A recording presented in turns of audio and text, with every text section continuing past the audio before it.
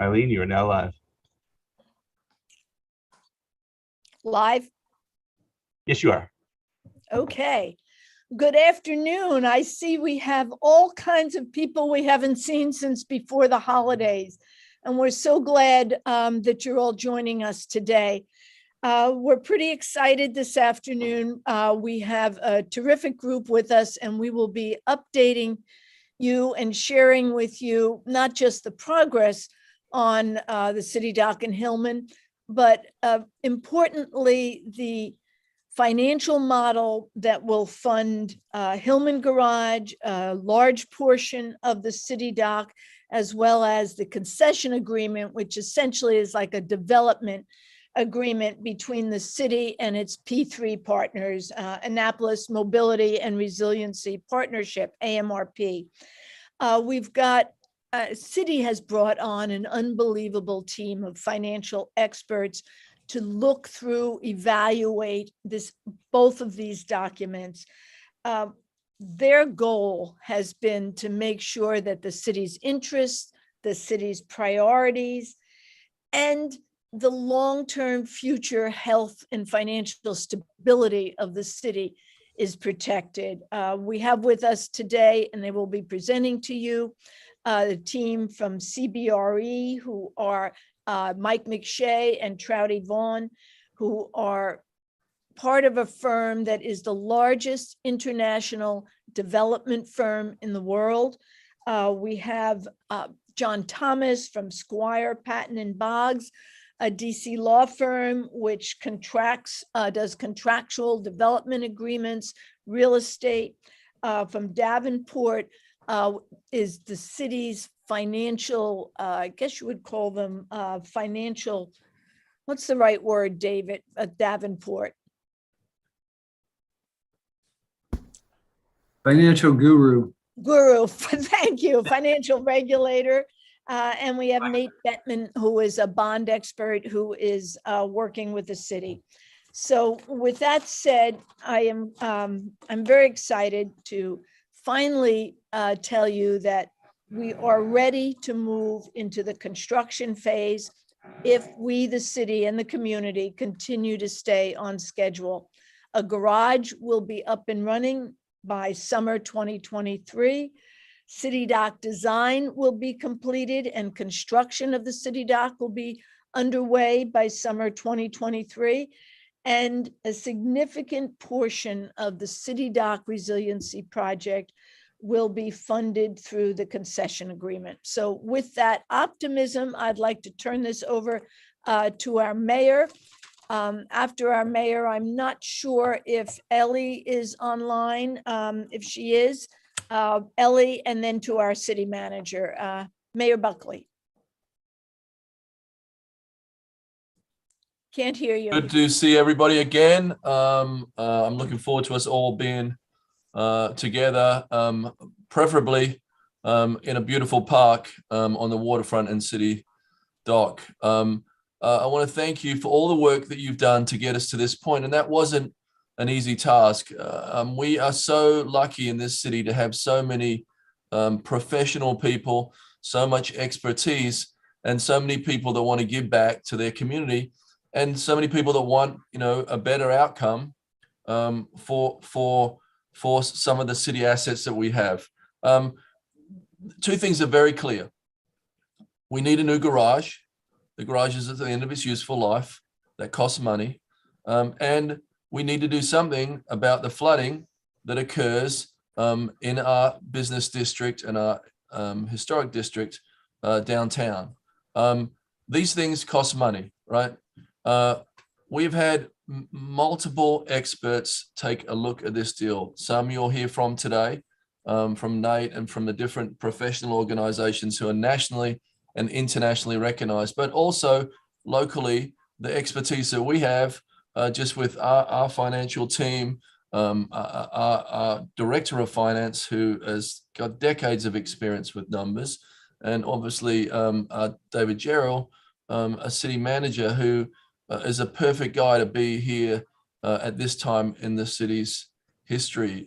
We need an engineer's mind. We need someone that wants to get things done, in charge, and he has done an excellent job to get us to this point. So what this city is notorious for is spending a lot of time, years, on studies and plans and talking, and then talking some more. And then we shelve things. We don't move forward.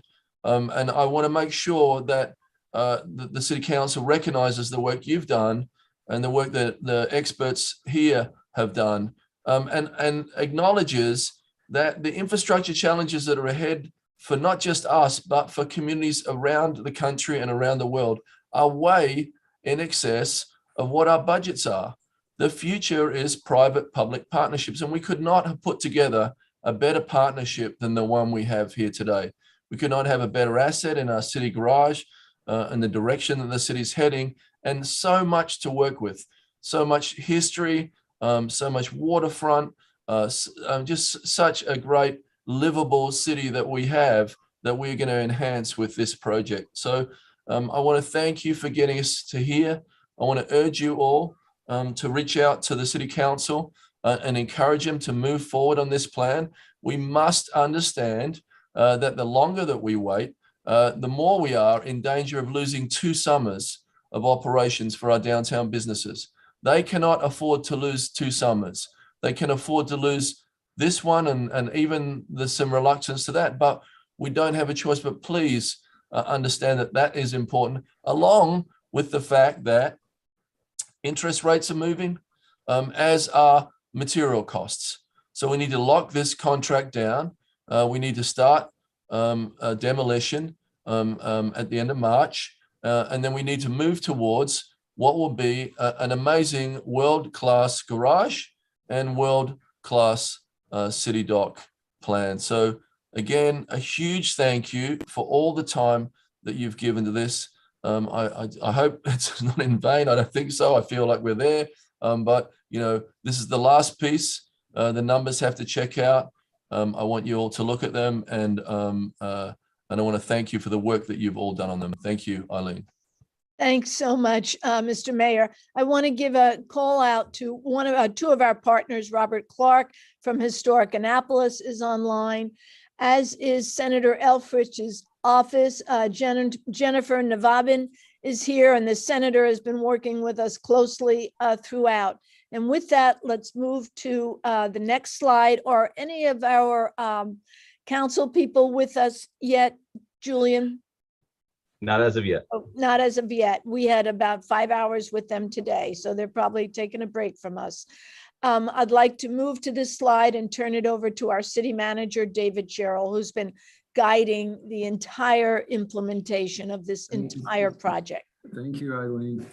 Thank you. So just I just want to mention before I get into what's on this second slide that the mayor mentioned and Eileen mentioned that we had I think a very productive finance committee meeting this morning in which we went through all of the details of the P3 deal that we're presenting to them in the form of a resolution to approve on Monday.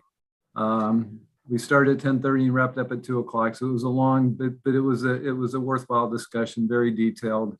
So on Monday night, the 28th at the city council meeting, there's going to be a public hearing on this project. We certainly would encourage anybody that's interested in testifying about the project to participate in that. And then afterwards, we're hoping to get a vote on the resolution so that the project can move forward. So where are we right now? As the mayor mentioned, when we first set up this P3 arrangement, it was for 2 principal purposes. One was to address the resilience needs that we have down at City Dock, and it was to use the city's asset of Hillman Garage and the revenue that it produces to not only provide some funding towards the City Dock project, but also to do the overdue replacement of the garage. And so we will accomplish those 2 goals. As we've been going through the process, the city council has expressed a lot of concern about revenues for transit. So the way we structured the deal now is it's going is going to roll out about $1 million per year in revenue, in addition to the concession payment, in addition to the new garage, to help support transit. So that, I think, has been a very positive outcome of not only our meetings with the council, but our negotiations with Amrp to set that money aside so we can continue to support transit. Next slide, please. So where are we right now on the project? We've spent the last 12 months working on these things. So the new garage is going to be 590 spaces. A critical part of this study was to do a feasibility analysis to make sure that the revenues would support that large of a garage. Our garage now is 425 spaces, so it's a significant increase. And in fact, that was found to be feasible. So that was a good outcome initially towards the beginning of the project. It's going to include not only Hillman Garage, but also a city dock parking area that's enlarged somewhat. And that was part of the feasibility study as well. And then we got to work on the design and working with HPC and working with the Planning Commission to fine tune this garage. And both of them have approved it. And we've got a garage that's ready to go to construction in about a month. We've had lots of work sessions, and Eileen has done an absolutely superb job pulling those all together with all these various groups to get that, not only to transmit information to them, but also to get feedback from everybody that has a voice in this project. So I think it's been a really successful process, but we need to get the council approval on Monday night. So we appreciate any support that we can get in that effort. And with that, I'll turn it back to Eileen so she can go on to the next slide. Eileen, you're mute. Thanks so much. And speaking of our city council, Alderwoman Pindell Charles has just joined us. So welcome, welcome, Alderwoman. As David indicated, we've finished the pre-development phase. That was really January 21 to January 22. And we are now at the beginning of what we hope will be and expect to be the construction phase. To move forward, a critical piece has been the parking and mobility strategy. And this all came initially from the City Dock Action Committee. I saw that Shelley Rowe is on this call and many other people who worked on coming together with an approach to park and move people around our downtown. We've got a strategic approach, again, which is from you all, the City Dock, to move parkers to the right locations. And then once people are in those locations, move them seamlessly from one part of downtown back to the garages. First, we are relocating 248 parkers in Hillman. That includes both the city parkers out to Park Place and a couple hundred pass holders who will be going to Gotts and Knighton. The next step is to make available 300 parking spaces for any remaining visitors or transient users who would normally have access to Hillman Garage. Visitors will be captured, we hope, primarily as they enter the city at Rowell Boulevard and directed to Park Place. And we'll show you in just a minute how we're going to do that. Monthly parkers will have options at Park Place, at the Graduate Hotel, and very, very importantly, our residents. In speaking with Ward 1 residents over the past few months, they expressed a concern about people coming into town, customers, visitors who will not have parking available to them with Hillman Garage. So we will be initiating Park Mobile, which is an app, so that the residents will retain their free parking through their residential parking passes, but visitors and customers who come in and choose to park in the residential neighborhood will pay rather than have free parking. There'll be enhanced enforcement, and we think it will be a much more desirable situation for our residential community. Next slide, please. The pre-development phase has included a tremendous amount of work to put together a mobility strategy. We've talked about the parking, but the mobility piece is moving people, if they park at Park Place, letting them park there and get on the circulator or use the on-demand services. The circulator will have there'll be an additional circulator.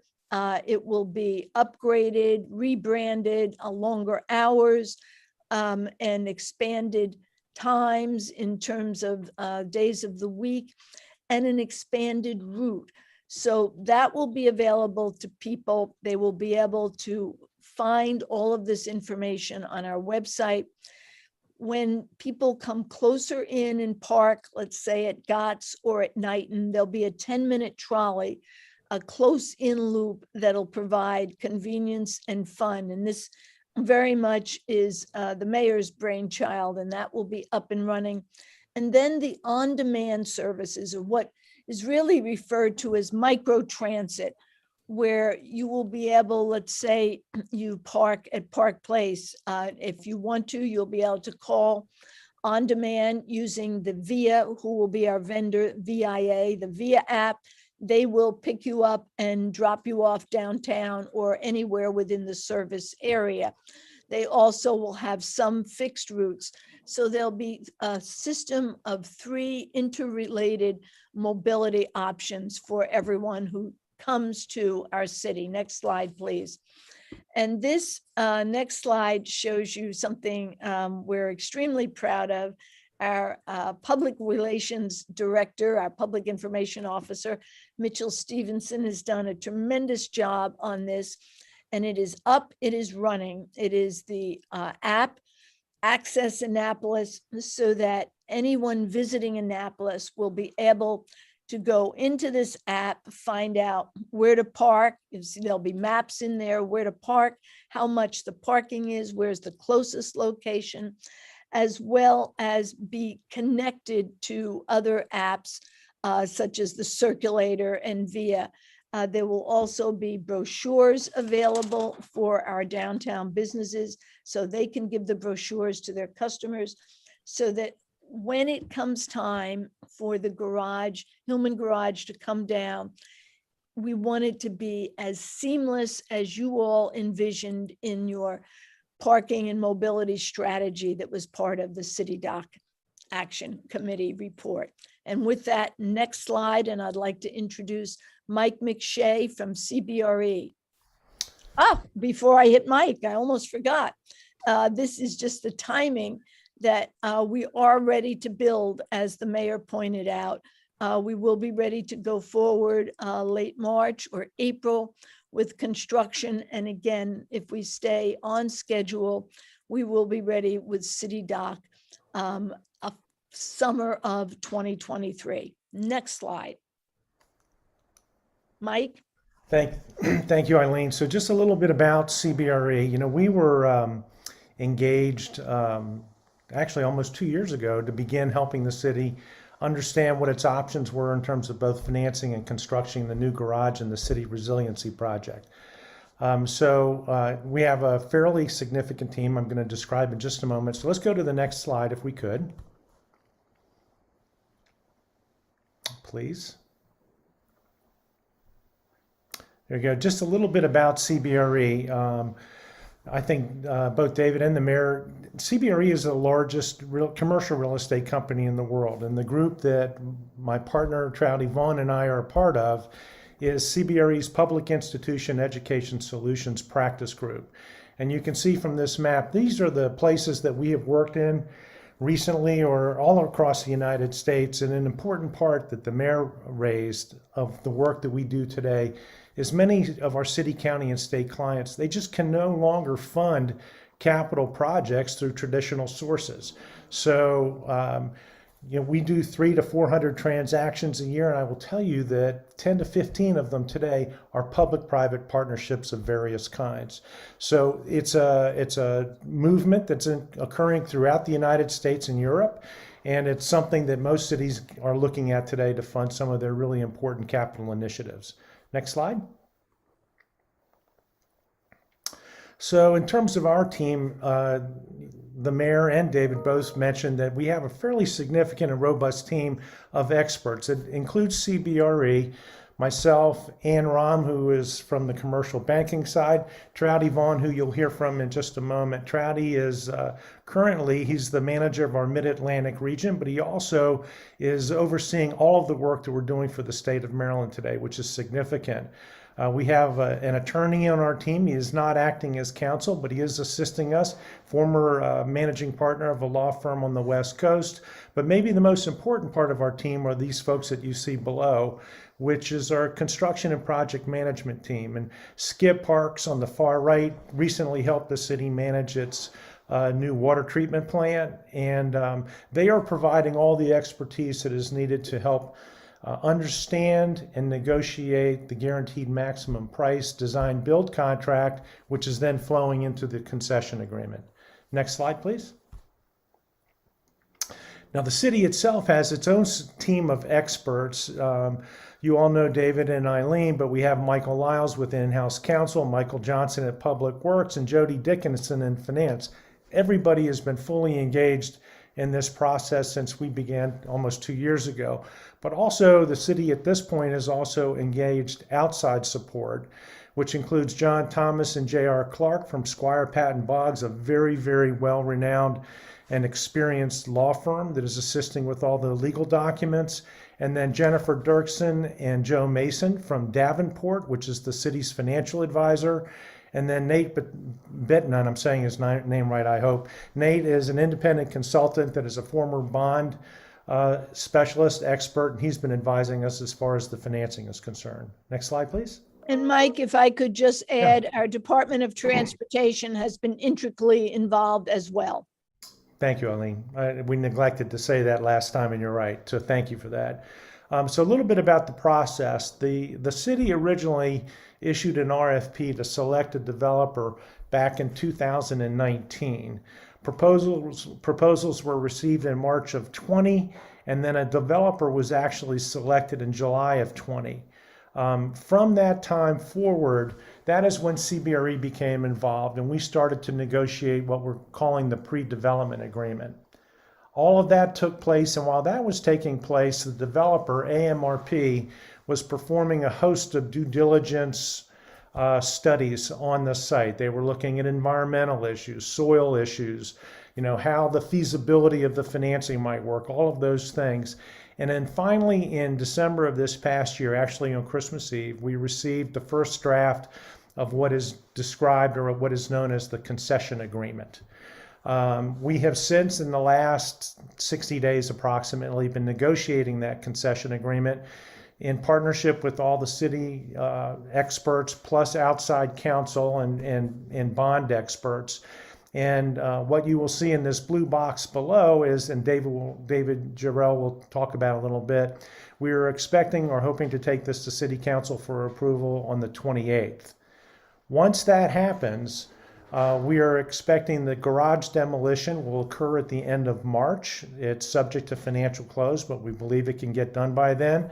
And then construction will begin in earnest shortly thereafter, with delivery happening, if all goes well as planned, before the following summer of 23, so about a 14-month construction cycle. While that is happening, the resiliency for the downtown project, the city dock project, will begin in earnest. All of the design work will be completed, and again, in concert with the financial close, resiliency, raising all the capital, the resiliency construction will begin with delivery shortly after. Next slide, please. So this describes the project process, or maybe the project construct. And it's a fairly common P3 model, but I'm just going to walk through it generally just so that everybody understands how this is going to work. The city selected the P3 developer, which is Amrp, through a competitive process. I think, David, you had once said that there was as many as, I think, 6 proposals actually received, and 2 were selected to be finalists. Amrp, through their proposal, they had proposed to accomplish financing both the Hillman Garage and the Resiliency Project as part of their submittal. In order to make that happen, the parking revenues for the Hillman Garage and some of the surrounding area must be pledged to finance both projects. It's basically using the revenues to be able to accomplish the capital raise that is needed to complete both. AMRP will identify a tax-exempt conduit that will provide the majority of the financing needed for the project. And today, the source of tax-exempt debt that has been identified is an organization called MEDCO, which is part of the Maryland financing mechanism at the state. But AMRP is also going to be providing what we're calling equity or private financing to help facilitate it of about $10 million. So there's both tax-exempt debt and equity provided by AMRP that will underwrite the financing of all of the construction that needs to take place. The conduit, in this case MEDCO, would enter into a design-build contract with Whiting Turner. Now, Whiting Turner is a very, very reputable, well-regarded construction company that would then both build the garage and construct the resiliency project as currently envisioned. And then AMRP will enter into an operating and management contract with Premium Parking to manage all of the parking, collect all the funds, enforce the parking that has been decided upon by City Council and all of you as the residents. Next slide, please. So now I'm going to introduce Trouty Vaughn, who is going to talk about the financial mechanisms. Trouty is my partner on the project. You know, as I mentioned, he currently manages the state of Maryland contract that we have to do a lot of the work for the state, and has been really working diligently on helping to understand the numbers and to negotiate all the financing. Trouty? Great. Thanks, Mike. Thinking about this, the P3 structure, it's important to appreciate that this is really two projects that we're trying to accomplish. Both, I think, are priorities for the city, as the mayor indicated. One is to relocate or to replace and expand the Hillman Garage. And the other is to construct the resiliency project for City Dock, just to prevent future or mitigate future flooding events.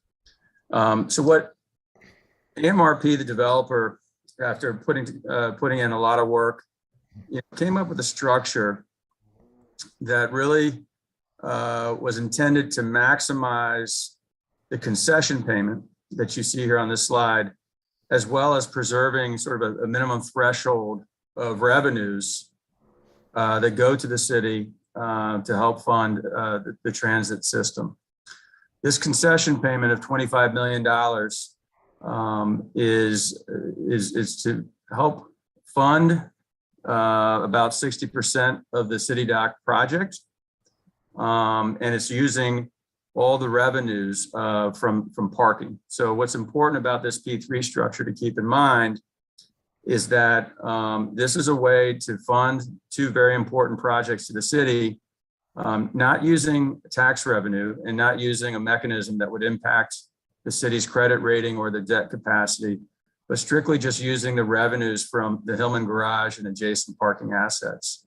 And as we'll go through on the next slide, please.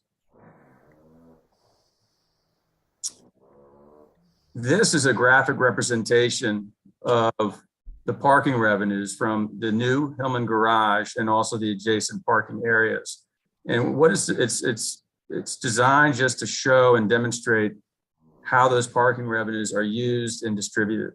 So when you look at this graph, the category in gray are the operating expenses just associated with managing and maintaining both the Hillman Garage and the surrounding parking areas. Probably looks a lot like what it is currently today. The category in blue in aggregate is all the financing costs associated with the debt and equity that provides the funding for replacing the Hillman Garage, but also that $25 million concession payment. And then what you see in orange here is what we call the water flow to the city. This is an annual distribution to the city from those parking revenues. It's essentially what's left over after operating expenses and financing costs are accounted for. So this model here is a forecast of revenues from the Hillman garage and the surrounding parking areas that was done per a third-party parking study. And it represents the base case. We think there are opportunities to do better and perform better. But again, in the interest of being conservative, this is what we're considering our base case for the garage and the parking areas. Next slide, please. So one of the questions that came up as we were reviewing the P3 structure internally and then also with the city council is the city council said, well, what would this look like if we funded it ourselves? So in other words, the P3 structure is just a vehicle to provide financing and to underwrite the replacement of the Hillman garage and the city dock project. You know, clearly there are other ways to fund this project, the traditional financing from the city in the bond debt. So that's when Davenport, the city's financial advisor, they're an expert on municipal finance, was engaged to take a look at what the scenario would be if the city opted to forego the P3 structure and just issue GO bonds for both the Hillman garage and the city dock project. Because it's understandable that on paper, the city's cost of debt is very inexpensive and is probably more advantageous than private sector debt. But what you see here is that this is the net present value. What you see here on the right, this bar chart, is the net present value of those waterfall, the parking revenues anticipated to be captured by the city to fund things like transit. And what you see here is they're roughly the same. This is a net present value over a 30-year term. And, you know, effectively, the present value of the waterfall to the city is effectively the same. And Davenport said, you know, when you consider the risks associated with GO bonds to the city, namely it's recourse debt, it's debt that's fully backed by the city. And if there were any issues with performance, the city would be responsible for paying taxes. The P3 structure looks much more favorable and is preferred because with the P3 structure, only the revenues from the Hillman garage and the surrounding parking assets can be used to service the debt. If for whatever reason, the performance of the garage and the surrounding parking assets is not sufficient to service the debt, ultimately there is no recourse to the city. And from a financial standpoint, when you look at the city's credit rating and when you forecast the city's obligations for the next 4 to 5 years, issuing debt on their own to fund both the Hillman garage and the city dock project is not very feasible and would have a negative impact on the city's credit rating. Next slide, please. So we've worked on the concession agreement since we received it on December 24th. And a big part of that has been looking at, you know, how do we allocate the risk, construction risk, development risk, financial risk, and that making sure that all of the city's priorities are reflected in the document, that we have the right kinds of operational controls in terms of establishing the parking rates, and that we receive the maximum concession payment. Keeping in mind that all along the charge to CBRE and the city's advisors has been, we need to figure out a way to underwrite and be able to pay for both the parking garage, but just as importantly, if not more importantly, we got to figure out how to get the city resiliency project done at City Dock. So that has been the underpinning of all of the discussions that we've had in terms of negotiating these agreements going forward. Next slide, please. So I believe John Thomas, the attorney for the city, is on here, but basically the way that the agreement has been structured today is that the developer is liable for risks that are reasonably inferable from all the due diligence work that they've already done. They've done all kinds of studies and feasibility analysis during the period of the pre-development phase, using good industry practices, very, very qualified subcontractors.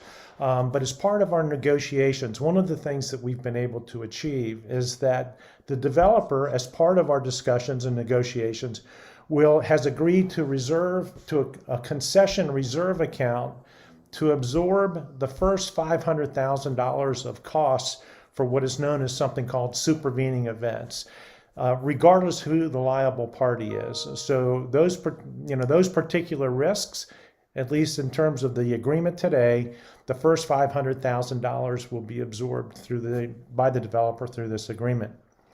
We also have embedded in the agreement, we have contingencies for unknown or unforeseen circumstances that may come up during the construction period. So we have some contingency, we have the first $500,000 of costs that are covered, but the kinds of things that the attorneys have been looking at, you see them here, the types of risk. What happens with site conditions, undisclosed utilities?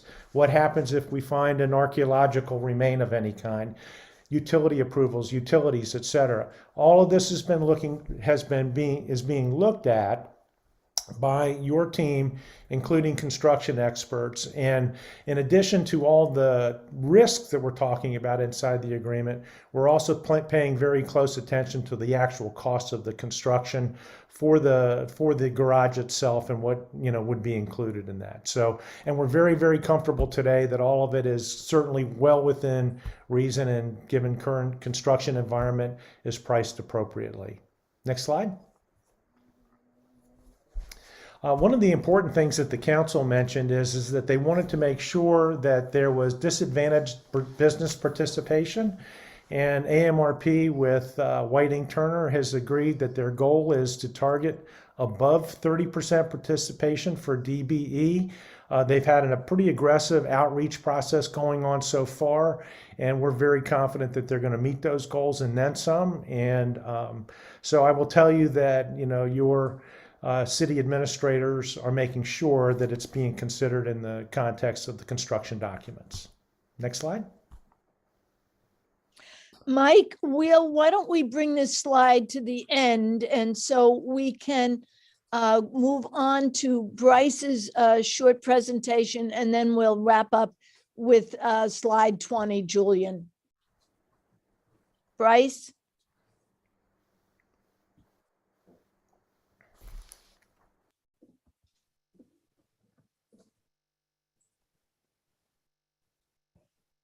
Do we have Bryce? Looks like we lost him. We might have had a bad, oh, there he is. He's on, there's just no audio coming from him for some reason.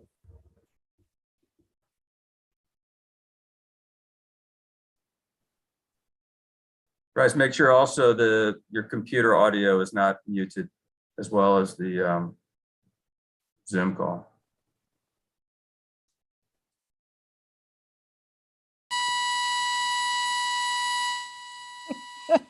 Something's unmuted. Bryce, do we have you? I think he's Bryce seems to be struggling. Maybe Bryce, if you give it a hit some buttons and give it a whirl, maybe I can just start and provide a little bit of an update of where we are when it comes to the design of the resiliency project, and then Bryce can jump in and correct me here as we move forward. So if so Next briefly, slide, please. Yeah, next slide. So this is a slide that many of you are familiar with, based on the original City Dock Action Committee design and plans, which again forms the baseline of the work that we started as part of the PDA process and have been continuing to develop. If we can jump to the next slide.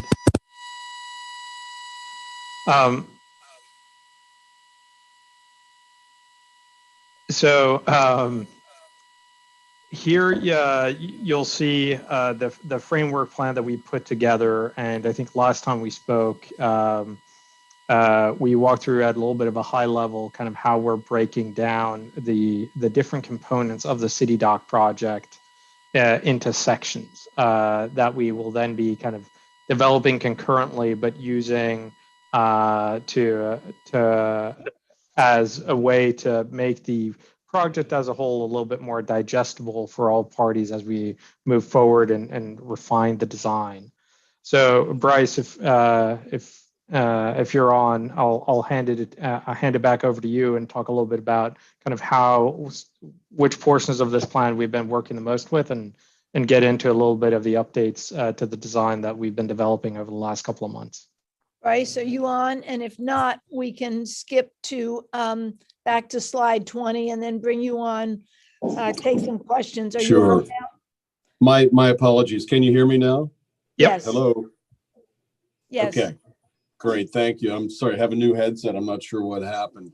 But as Ivan said, this is kind of the way we've mapped out the process here. And in going from alphabetically, that's more or less how we think it'll be tackled. But of course, that may change a little bit. But it does show you the scope of work that we have and kind of the challenge. So next slide, I think we can jump into a few of the details here. And I want to emphasize that this is a work in progress. This is the first City Dock Action Committee we've had in a while. So obviously we're anxious to have some input, but these are some very fresh drawings that we haven't shared with everyone in the city even yet. But it shows you a little bit of the process we're going through, and I think it's important to talk about. So this is a slide looking at from Dock Street with the market off to the right, looking across Ego Alley towards Compromise Street. And if we go to the next slide, you'll start to see what some of our flood resiliency may look like. We're looking at a couple different scenarios here. There will be some terracing of low walls that's going to be required in order to get the flood barriers where we need them. This is indicating elevation 8 at the top there, which is 8 feet above sea level, 5 feet above sea level. And that existing grade around Ego Alley, which is approximately 2.5 feet above sea level. So as you know, we're working to get up to elevation 8. And we've thought about, okay, what's it look like to do that? Because we'll be about 5.5 feet above existing grade or the existing ground. And so we looked here at a glass rail as being one possible solution that we might do in order to get that upper 3 feet from 5 to elevation 8. Next slide, please. And in this next slide, then we've looked at, okay, well, what would happen if we were able to afford a flip-up panel that can automatically deploy in the event of a flood, for instance, or if we were to even decide that we're going to put in all the infrastructure in order to get up to 8, but we're only going to build it up to 5 at this point. It would look something like this. And so that's some of that conversation that's going through now. We want it to be as welcoming and accessible as possible. So if we go to the next slide, we can look in what we call a section view. So when we're looking at this in section, you start to get an idea of some of that terracing that helps us to get a gradual increase in height and how important landscaping will be to making this happen. The existing bulkhead, there's elevation 5. We propose to raise the promenade up to that elevation 5 to the top of that bulkhead, and then transition down and have some method of getting up to elevation 8 as well. Next slide. Another example of some of the stepping and the importance of landscaping to make that a gradual transition. Next slide.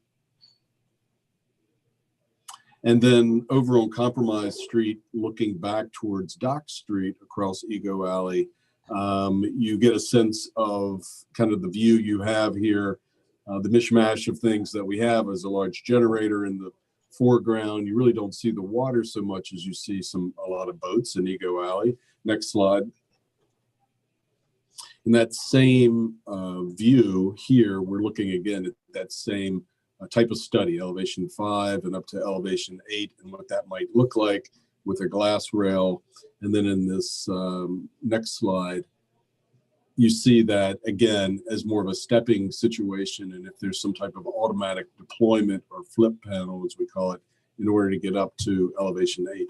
There's a lot of details to figure out yet. Just wanted to give you a flavor of some of the things we're studying and some of the more difficult areas where we have a relatively narrow sidewalk and not a lot of land to work with. And some of the challenges we have are working in these gaps where pedestrians will pass through, and how we close off some of those areas in order to get a tight seal, obviously, in the event of a flood. Next slide. So that gives you some ideas of things we're studying right now at City Dock. You previously saw a great image of Hillman Garage, which is coming along very nicely. We're very pleased with that. This is an aerial image of City Dock, and that's the park that the mayor talks about.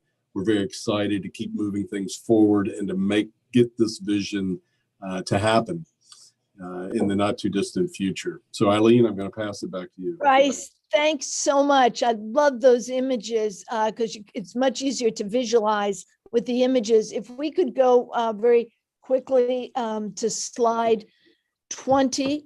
And then after that, I'm going to ask Alderwoman Tierney has just joined us. So on slide 20, we're talking about the next steps. A resolution was introduced on the 14th of February by the council to support and approve the concession agreement. We had a very productive meeting with the Finance Committee today to discuss that. We're having our work session right now, and there will be a term sheet coming out, we believe, tomorrow, identifying the basic terms of the concession agreement, and then public hearing, as David mentioned earlier, on this coming Monday night.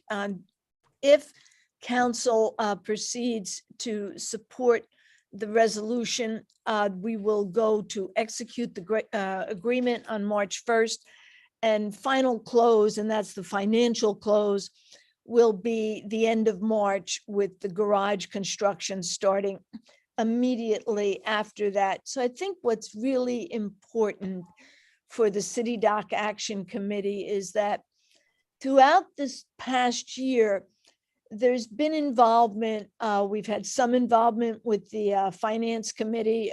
We actually met with them yesterday.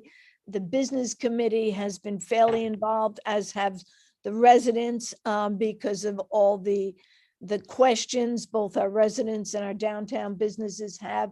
Historic Annapolis, of course, has been actively involved throughout.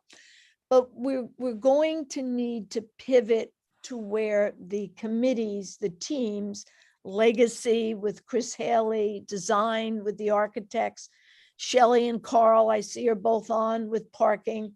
I see Gary and Susan are on with the maritime and the gateway to the water. We have been working with the Naval Academy with resiliency, and I saw that Carletta was on with programming. So as we now move past the design of Hillman Garage, and Hillman Garage starts to get constructed, we will go into the design of the City Dock Park. What is going to take place there? How will it be programmed? And so as well as all the obvious issues such as resiliency and finance. So we will be looking, I would say, after March to start having a lot of your City Dock teams come back together and meet as teams. So with that said, why don't we, I know Ellie is with us. Have we brought Ellie forward, Julian? Yeah, I'm here. I know Hi, some Ellie. of, hi, I know some of you're you probably trying to get a breath after the 2.5-hour meeting. know caught me eating a peanut butter and jelly sandwich. Some of you are probably sick of seeing me. I just want to take the time to thank you for giving the Finance Committee, the opportunity before the vote, before the City Council meeting, to really vet the finances as best as we could. If anybody saw that meeting, you would see the people involved in this decision, that they have our back, so to speak. Our owner's rep, our financial advisors, our attorneys. Yes, one could say, the concession agreement wasn't what we had hoped for, but in a pandemic world, it's the best, that we could do. And as I'm sure David, city manager, said, any delay now costs time, and time costs money. And we don't know what kind of economic environment we're going into, with inflation and interest rates going up. So we did the best vetting we could, and we look forward to Monday night's vote. And so thank you all very much. Thank you, Ellie. And I also want to make a call out, as Alderwoman Finlayson has joined us as well, and she was part of those lengthy discussions this morning on the Finance Committee. So with that said, I want to throw it open to all of you. And I don't know whether a couple of the people on the finance on the City Dock Action Committee finance team, John or Larry, if you'd like to kick it off. I know, or we have Joe from the business team. So usually I pull somebody out just because people get shy with the first call.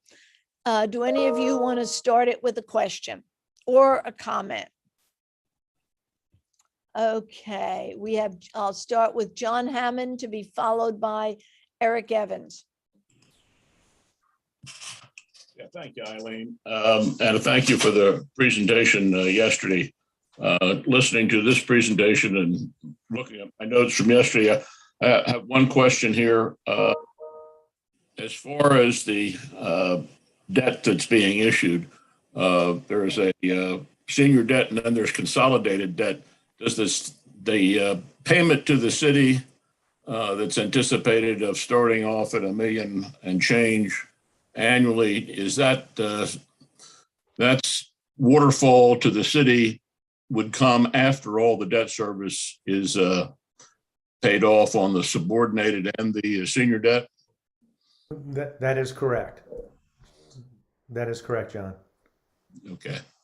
It'll be senior debt, subordinated debt, and operating expenses, then the waterfall.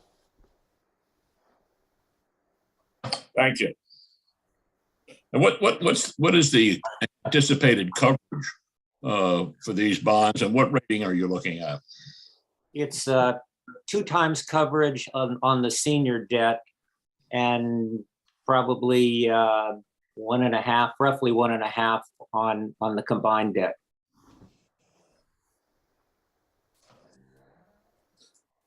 And what rating do you think you'll get? On the senior debt, we're looking to get BAA from Moody's, and non-rated on the subordinate, which is also been referred to as the equity.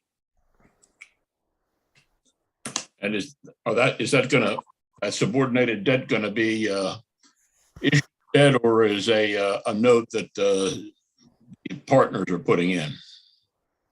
It will be subordinated debt that will be part of the waterfall. But it'll be put in, it'll be bonds purchased by an affiliate of Amrp. Thanks.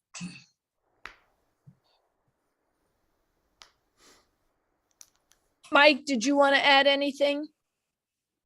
I don't have anything to add to that. I think I think that it's been studied extensively, and the financial advisor, meaning Davenport, has, opined, and I don't think I'm misspeaking here, that given the risk issues and the tax implications, the credit rating issues, that in their opinion, the P3 is the better course of action today. I think I'm saying that correctly, Nate. You were on the call earlier today.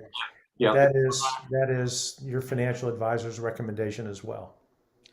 Great, thanks. And I understand that Alderwoman Pindell Charles has a comment. We would love to hear from you.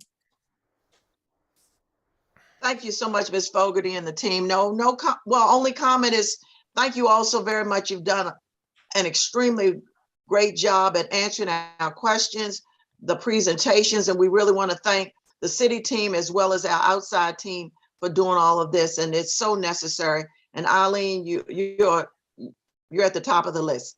Thank you all so much. Thank you. That's why I always make sure I call on Alderwoman Pindell Charles.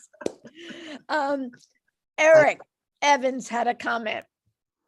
Yeah, thank you guys for the presentation. Very informative. I had just a kind of question. Assuming that everything goes well and you get your yes vote at city council meeting on Monday, what is the timeline?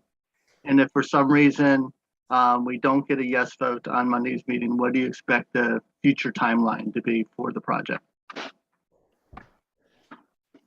David? Okay. Eric, thanks for your question. So if we do get the yes vote, and we're keeping our fingers crossed, but if we do get the yes vote, we will execute the concession agreement, and then Amrp will undertake the financing. So they're working with Morgan Stanley, and that's going to be a bit of a process. We're hopeful that by the end of March that process will wrap up and they'll get to financial close. They've got their contractors all queued up to start almost immediately after financial close.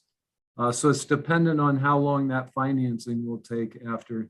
And Ivan, I don't know if you want to add anything, but I think that's the best that we know right now is it's going to take some number of weeks to get that financing in place and financial close. Yeah, that's correct. That will take a period of we're working kind of day and night to get that done as soon as possible. There are different state agencies that are involved in just mechanically of issuing those bonds, so we're a little bit beholden to their timelines. But we are moving as rapidly. We'll be moving as rapidly as we can. So within kind of that 4 to 6 week period is what we're shooting for. And as David mentioned, we or Whiting Turner and the contractors are kind of rearing and ready to go. So eager to get started as soon as possible here. And then Eric, on the second part of your question about if the council doesn't approve it, we would hope that if they don't approve it, it would just be a delay so they can gather more information and feel more assured about the agreement. So if that's the case, then everything would be moved back accordingly. If they don't approve it, then the project doesn't move forward.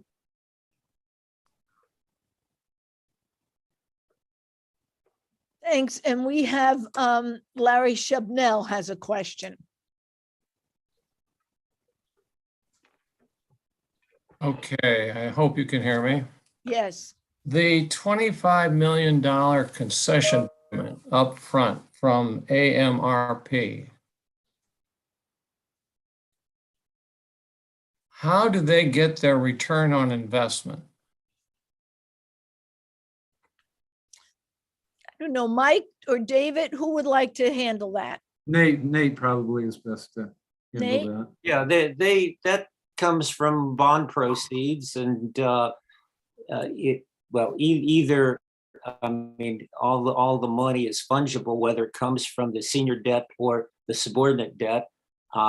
They will be buying the subordinate debt, which will be on the order of $10 million, and part of the senior debt will go to pay for or to fund the 25 million. So they will be repaid their $10 million plus interest, and as well as they're getting a developer fee. So I understand, Nate, that they're going to have subordinate debt. They're going to hold the subordinate debt, and they're going to get paid on that debt through the debt service payments in a second tier status. My question is, this 25 million is really an integral part of the principal debt or the senior debt. Right. And all the city is really doing here is borrowing their own concession payment. Is that essentially it? That's true. That's true. But I want everybody to understand are borrowing that. it to be repaid by the parking revenues, not to be repaid by the parking revenues. But I just want people to understand that 25 million is not a gift. We're borrowing it in the bond issue. We're paying it back through the parking revenues. And it's really not a concession from AMRP. It's just part of the financing scheme, if you will. Hey, Larry, this is Mike. That's correct. But I would say that the principal difference is that it's non-recourse debt.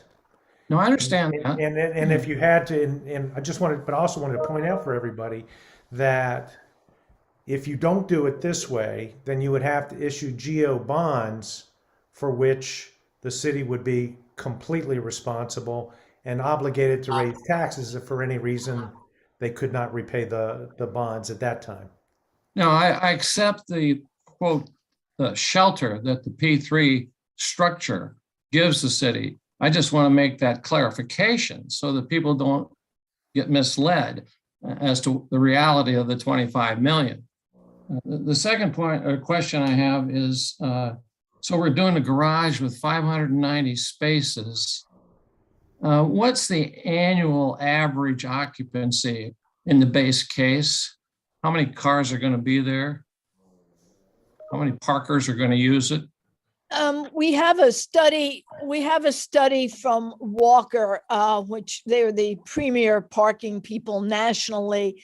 I can look that up, or Ivan, do you, because it was very conservative. We all thought it was conservative. Do you know those numbers off the top of your head? No, I do not. Not when it comes to that specific metric, but we can provide all that breakdown on But I can percentage tell you, occupancy Larry, over time. Yeah, it was much more conservative than any of us expected. So they certainly erred in that direction. Yeah, I understand that. Larry, if you're interested, we can provide you a copy of the Walker report as well. Yeah, Well, I don't know. The number of cars parked varies certainly by time of day and day of the week.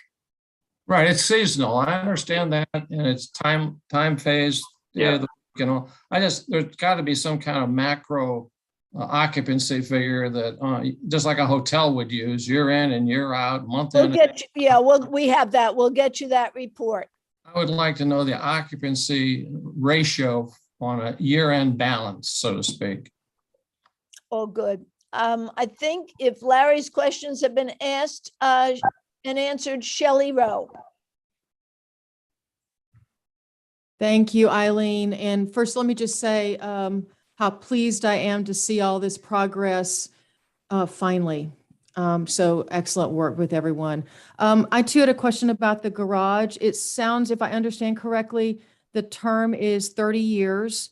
And I guess many of us in the transportation industry believe that over a 30-year time frame, the entire nature of transportation is likely to shift pretty substantially.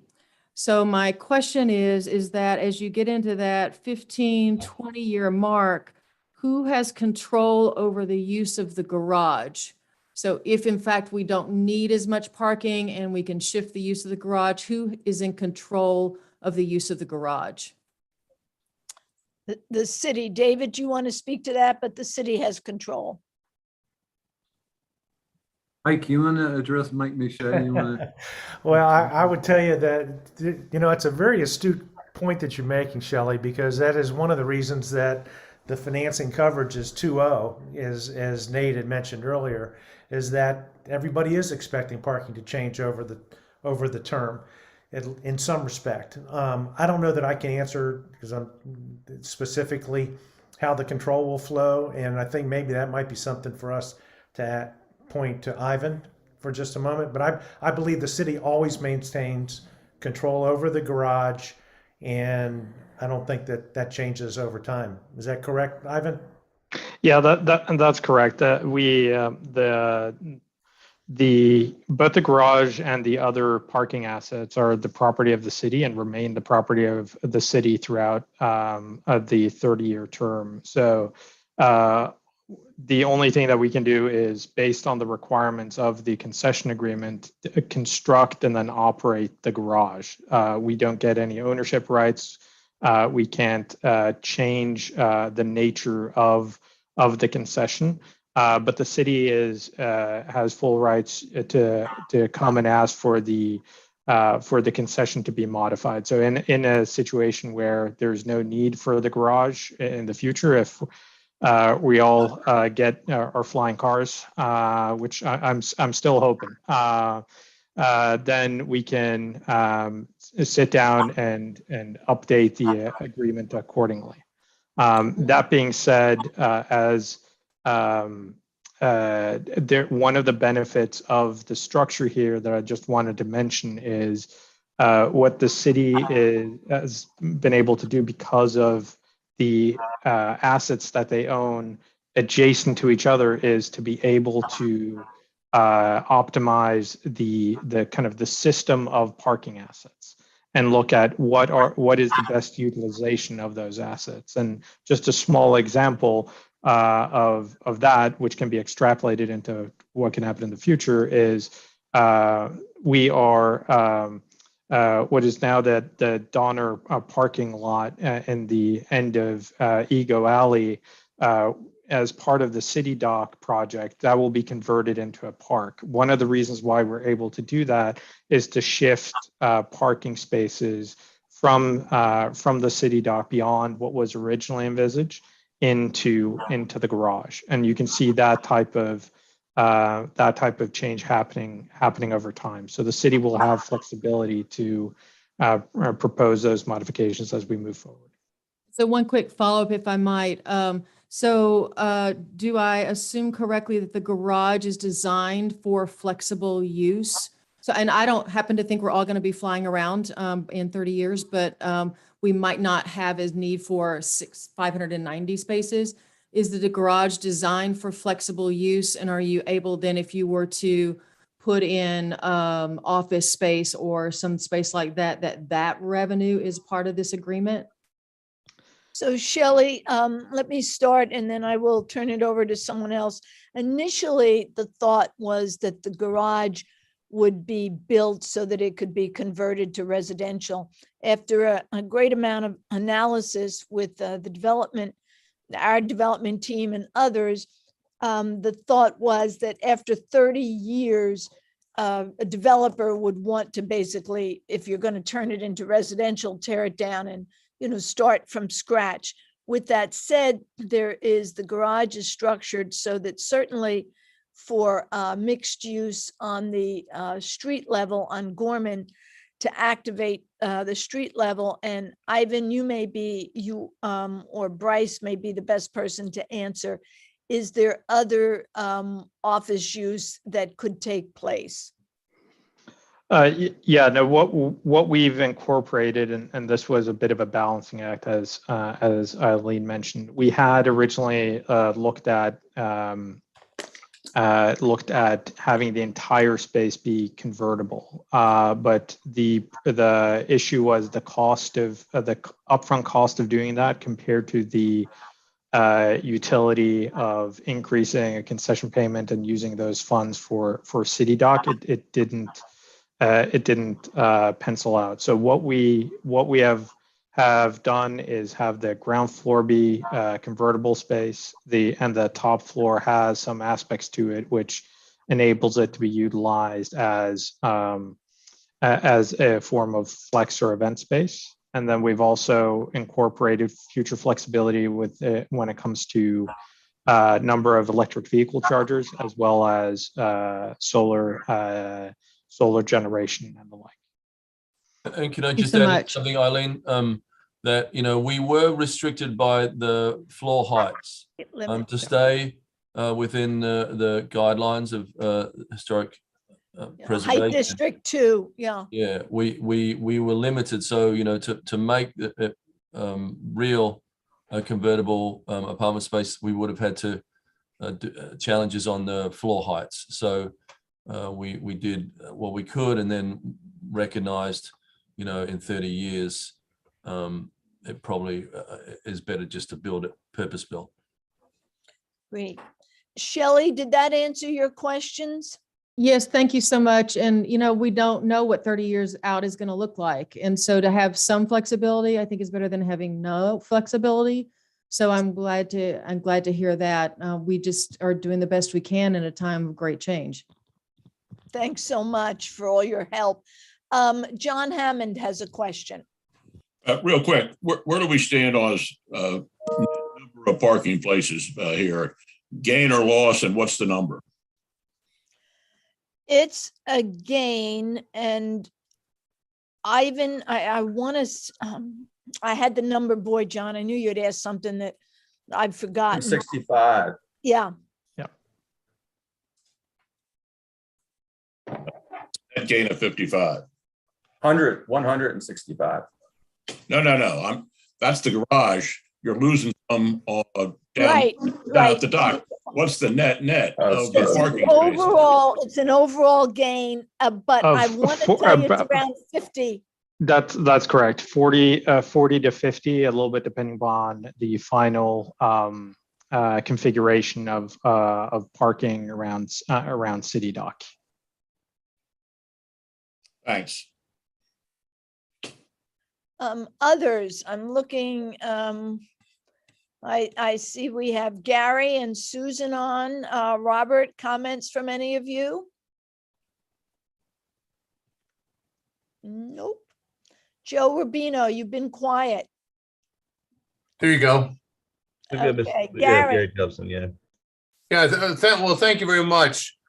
I mean, I just applaud this group that's been working so hard here for, it seems like years since we had our meeting and getting there. And I certainly hope the city council passes this enthusiastically and gets on it. The point of where we are in 30 years, I would imagine we'll be plugging lots of cars in somehow. Electric cars seem to be becoming more in vogue all the time, but we'll adapt year to year, and to get this rolling as quickly as possible will be good. And then we can move on to the next phase down at City Dock to worry about the rising waters and other things we want to do. So bravo to everybody. Thank you. Thank you so much, Gary. And I think Ellie had raised her hand. Oh, yeah, I just wanted to point out that was a sort of a discussion point this morning, a concern, and I think Ivan addressed it. So I just wanted to reiterate that those the parking landscape may change within this 30-year window of time. So that off-street parking as part of this, it will be flexible. I think that's what I heard from Ivan, and that wasn't really clear this morning. So that's just a really important point to reiterate, that we're not really locked into those, so to speak. Okay, is that? Great. No, that's Okay. helpful. Thank you. Mhm. John Hammond, you still have your hand up. Yeah, one last question. I'm sorry. But the last question did raise a question in my mind is the garage going to be wired for potential electric charging down the road? Maybe not installed right away, but will it be built so that the wiring's there and can be accessed? You know, we should have the mayor answer that question, because the mayor has been very insistent on this point. Mayor Buckley? Can't hear you, Gavin. I'd like to point out that every second ad in the Super Bowl, the most expensive advertising of the year was an electric car ad. We definitely know what the future is. We have made sure that that's a priority in the garage. We want it to be considered a state-of-the-art garage in terms of the electric charging, but also the fact that the stormwater capture that didn't exist before this will be built. And also, you know, the programmability of the rooftop, where we can do events on the rooftop, the solar panels on the rooftop to power the garage, and also the space on the ground floor that will be suitable for markets and all sorts of things. So it's a lot of versatility in this, but definitely making it on the forefront of these ideas was, you know, what we've done. So I'm not only proud of the City Dock design that you were all doing, but I'm also proud of the garage you all designed. So thank you. Thank you. Have we gotten everyone's questions? I want to make sure we haven't missed anyone. And again, we will, after we get done with all of the financial arrangements and kicking off the garage, we will be, and I would like each one of the teams to think about reconvening your team so we can start to get together in a coordinated fashion as we plan the city dock space, particularly the public space. David, do you have some comments? No, I just thank you, everybody, for for your questions and for joining us today, and for your longstanding support for this project. We really, really appreciate that. Thanks so much. Gavin, did you have any closing comments? Look, it was very important for us to get everybody's eyes on this, and I want to especially thank Larry Shabnell and John Hammond, people we respect immensely on finances. And I also want to point out what it took to get the business community to where they are now. There was so much reluctance, so much fear in losing the most important asset in the city. We have them conditioned, we have them prepared, but I can tell you if we delay, it's going to cause a lot more anxiety in that community. This plan makes good fiscal sense. This is a lot of money. We are analyzing what it costs to rebuild the garage, but the city dock is just as important as the garage because of the frequent flooding that we experience, the potential for catastrophic weather events. This deal would protect us from the next Isabel that comes at us. So it also protects the taxpayer. I've made a commitment not to support any kind of tax increases. I don't want to be a part of that. When you talk about this amount of money, we have to be creative in how we finance it. And I want to thank the team for what they've done to get us to get this thing thoroughly vetted. And we've done it on all different levels. David, Gerald, and Eileen, you've done such a tremendous job. I want to thank you for getting us to this point. I want to cross my fingers for the vote on Monday. And then we want to get to work. Thank you. Thank you. And the council is having a public hearing Monday evening. It will be by Zoom call. So if any of you want to participate, I believe the city clerk's office is the office to contact. You've all been so terrific, and I get to see Chris's face. I haven't seen you in a while either. Hello, hello. Thank you so much, and then be prepared for to get into the design of our city dock within a couple months. Thank you so much.